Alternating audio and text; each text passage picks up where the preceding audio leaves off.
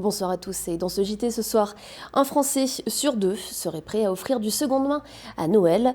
Et vous, nous nous sommes rendus chez des spécialistes de l'occasion pour en savoir plus. Qui dit fête dit souvent recrudescence des accidents de la route. Alors la sécurité routière mène des opérations de prévention contre l'alcool au volant. Enfin, une page de sport ce soir avec d'abord la victoire de Strasbourg qui élimine Nantes en 8e de finale de la Coupe de la Ligue. Ça se passait hier soir. En revanche, en volley, la SPTT de Mulhouse a échoué en Coupe d'Europe. Qu'on l'appelle seconde main, occasion ou vintage, un Français sur deux serait prêt à offrir des cadeaux d'occasion sous le sapin. Les raisons, elles sont d'abord économiques, mais aussi de plus en plus écologiques. À l'approche des fêtes, l'engouement se ressent dans les magasins d'occasion. Exemple à la boutique Carijou à Strasbourg et celle d'Emmaüs à Mundolsheim. Un reportage de Camille Roland et Cécile Motz.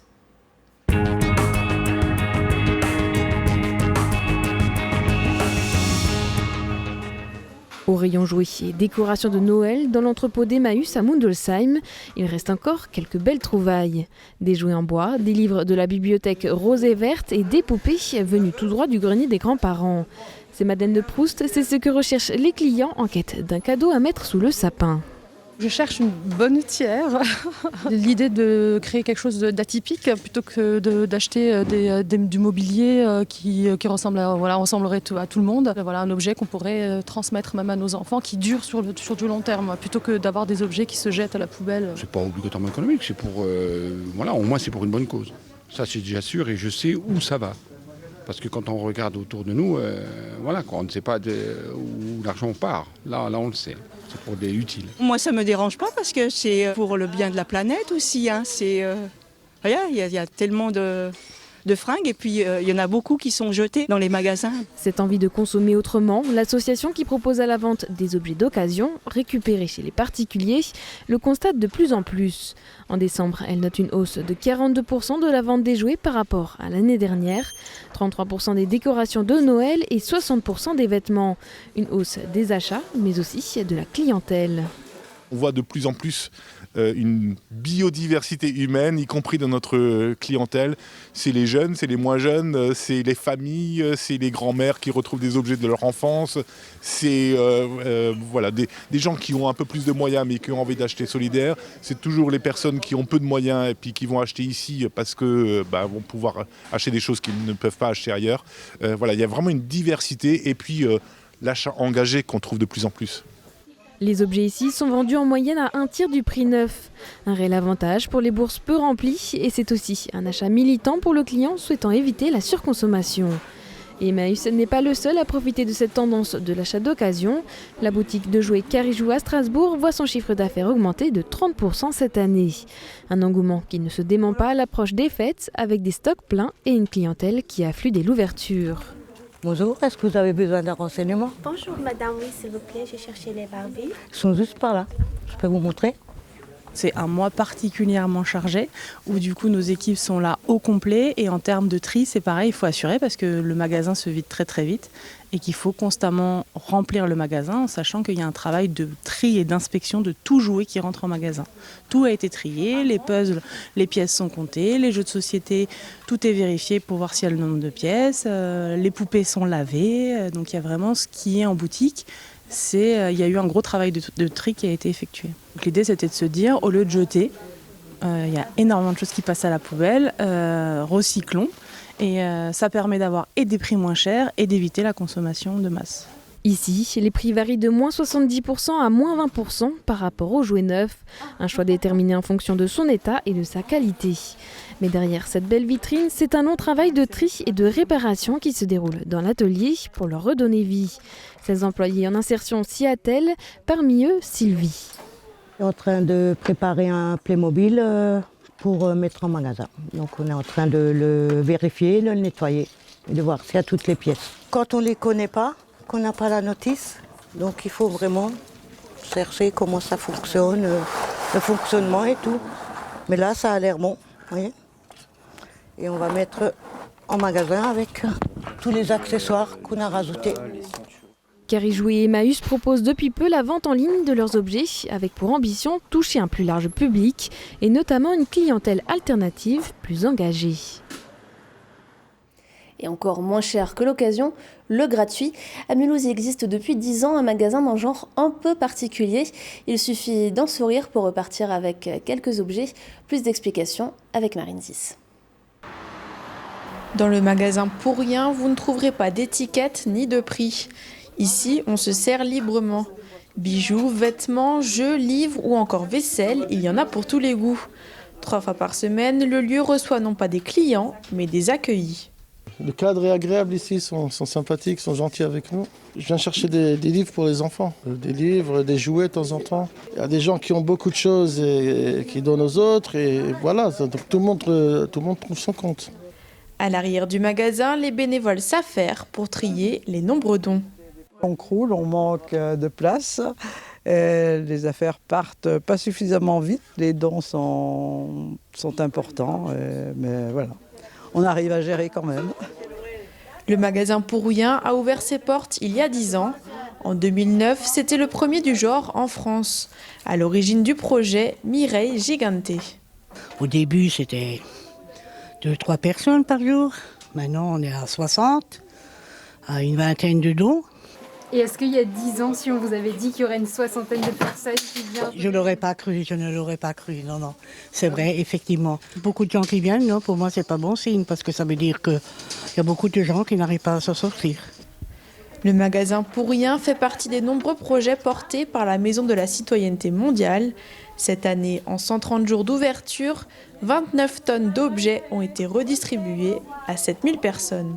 C'est pas seulement une œuvre sociale, c'est aussi par rapport à une société où tout est basé sur le gain, sur le bénéfice, sur s'enrichir, etc.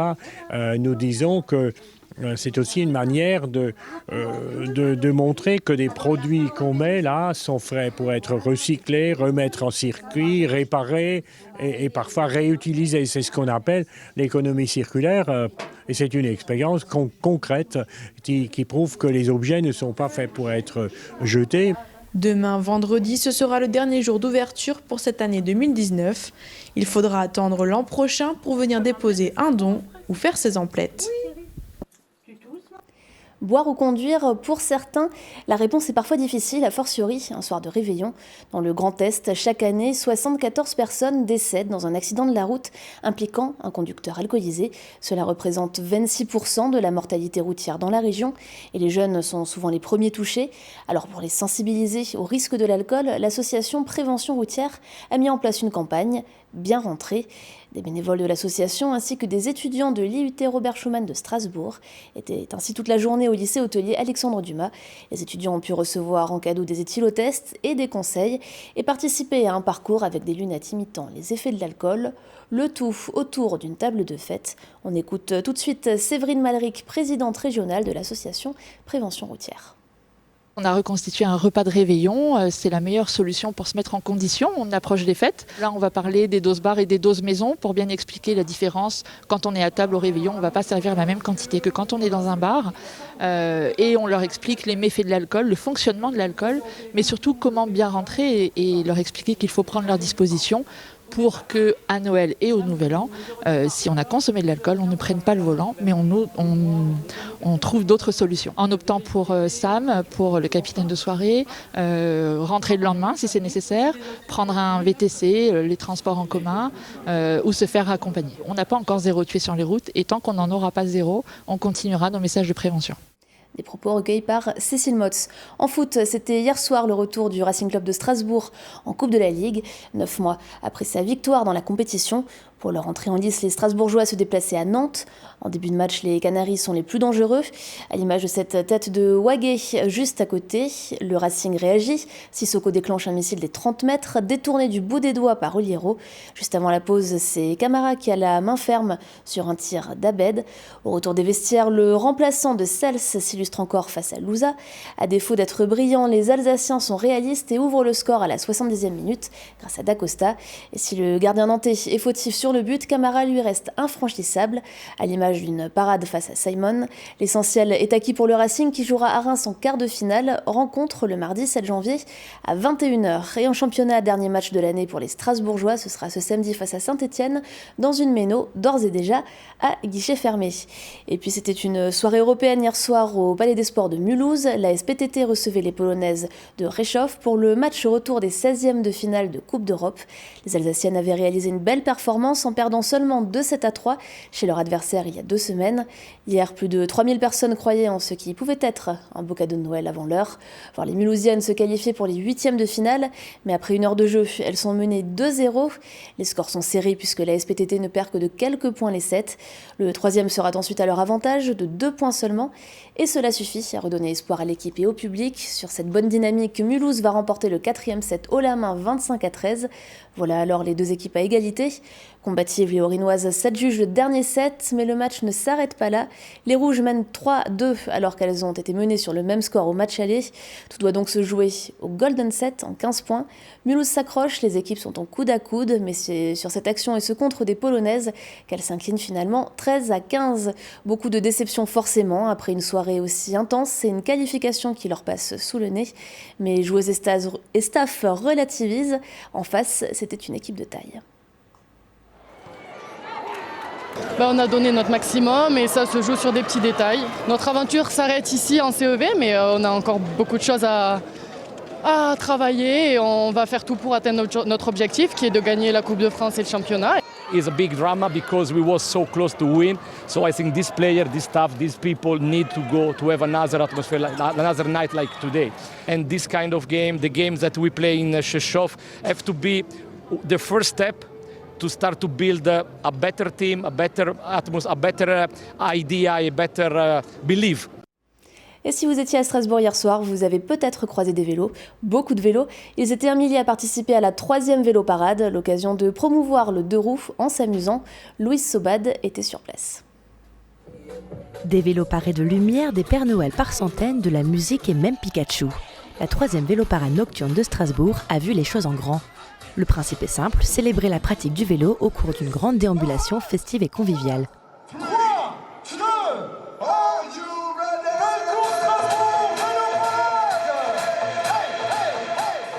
Le départ était fixé hier soir à 18h, quai des Bateliers.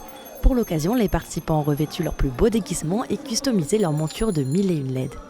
Et pour joindre l'utile à l'agréable, des dons ont été récoltés au profit de la maison thérapeutique de Haute-Pierre. On aimerait que cet événement puisse permettre aussi aux Strasbourgeois de se réapproprier un peu leur centre-ville, mais à l'ensemble des habitants de l'Eurométropole. On va essayer de passer dans des endroits touristiques, mais aussi beaucoup moins touristiques. Et on va essayer d'occuper un peu dans la joie, la bonne humeur, la grande île de Strasbourg pendant une période de 2 heures. Organisée par la ville, l'Eurométropole, l'association Cadre 67 et Vélostation, cette 3e édition a rassemblé plus d'1 millier d'adeptes de la bicyclette.